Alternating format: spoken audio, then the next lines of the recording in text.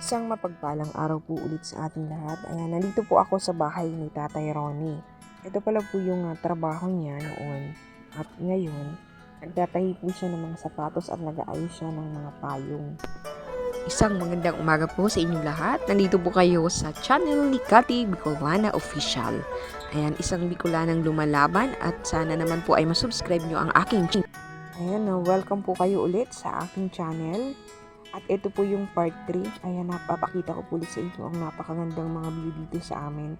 Papunta po kami ngayon ni Ate Janaline doon sa bahay ni Tatay Jeronimo. Ayan.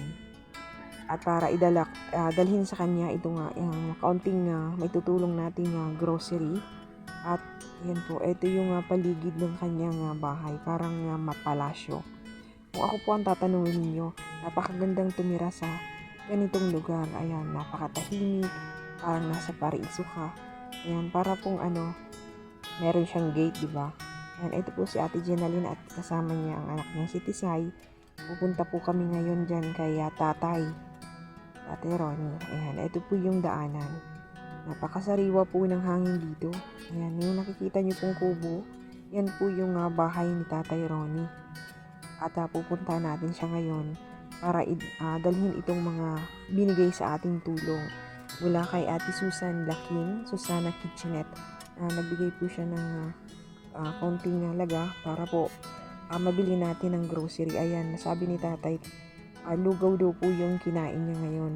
Nagluto daw siya ng lugaw. Ayan, ibinigay ko rin po yung kumot at pangsapin sa kanyang higaan. Nabigay sa atin ni Ana Marie. Ayan, shout out sa iyo, sis. Maraming salamat sa tulong mo. At yung termos po, bigay po yan ni Ate Susan. Maraming salamat. At doon sa gatas kay Chingay, maraming salamat sa bigay. Ito po yung loob ng bahay ni Tatay.